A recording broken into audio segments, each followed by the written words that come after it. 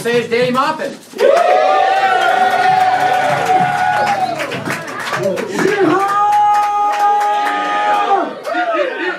All right, guys. Hey, how's it going? Just going to apologize in advance. Thank you for listening to this voice. I'm from Kentucky and I've smoked most of my adult life, so I sound like my dad was a prospector and my mom's a broken dirt bike.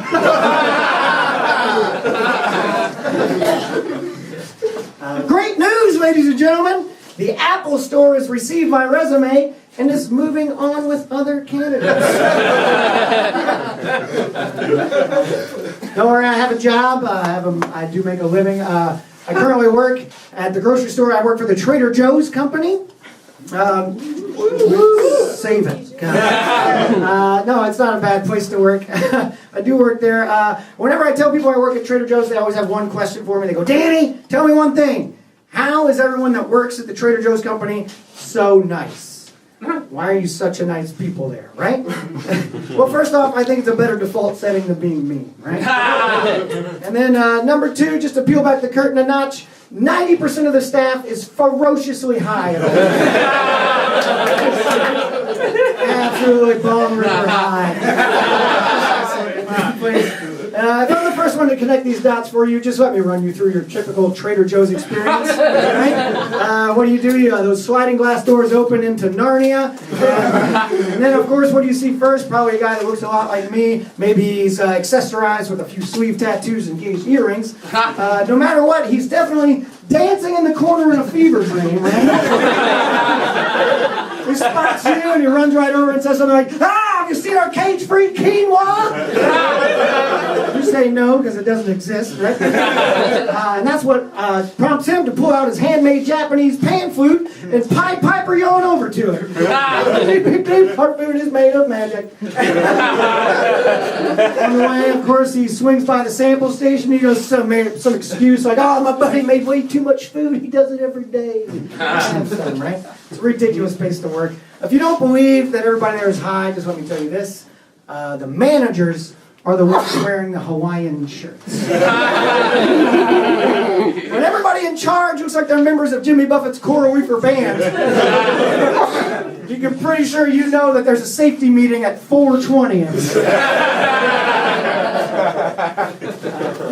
Not a bad place to work. They kind of let me do whatever I want. I do have a few gripes. It is customer service, but I'm not going to bore you with that. My gripes are mainly about the break room at my job. The break room is a shit place there. For one, it's always filled with my coworkers, which is a giant bummer.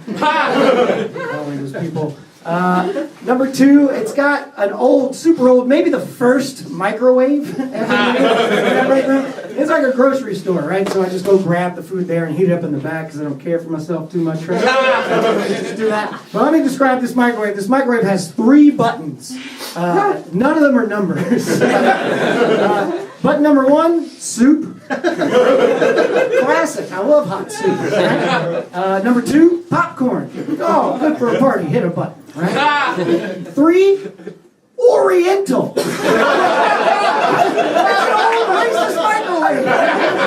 So ridiculous. Makes fantastic Chinese food, sadly though. But I feel like every time I plug it in to do that, it's just like, oh, ching chong, get it hungry. That's sad. I'll change gears here for a second. I'm happy to be here. I'm a married man. Anybody else in this audience married? Okay.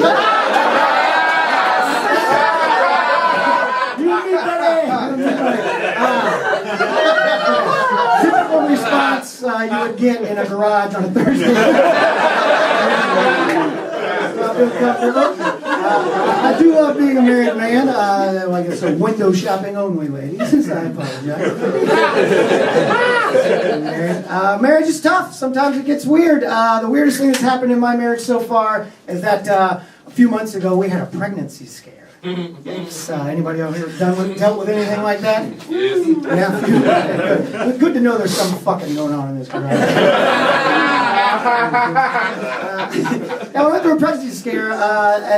She was 6 days late, is how it shook out. The math on that's 144 hours with Danny with his own thoughts. They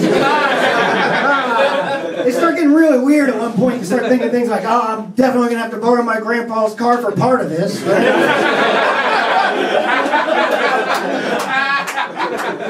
Start like internalizing absolutely everything. All before you know it, like all the songs on the radio become about you. Like this little kid named Danny, he's gonna have a kid.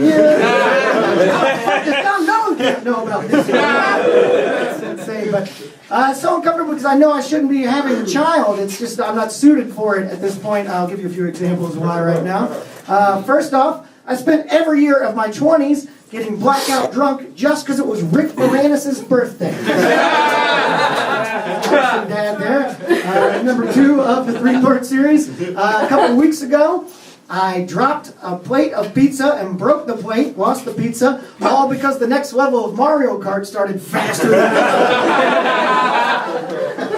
where I point out that there was more pizza on the kitchen counter, and I cried about losing some of the pizza. Terrible. Last great example that I can think of is that for my entire life, I've been thinking, when you put a rag and a bottle and light it on fire and throw it in protest, that is called a Mazel Tov cocktail. That's not true at all, right? My wife called me out on it, actually on my 33rd birthday. I haven't been that long. She said, Danny, why have you been saying Mazel Tov cocktail? And I didn't really have a reason. I've just been saying it forever, you know? So I had to think of one on the spot real quick, and all I could think of was like, well, you know, congrats, motherfuckers. Thanks, guys.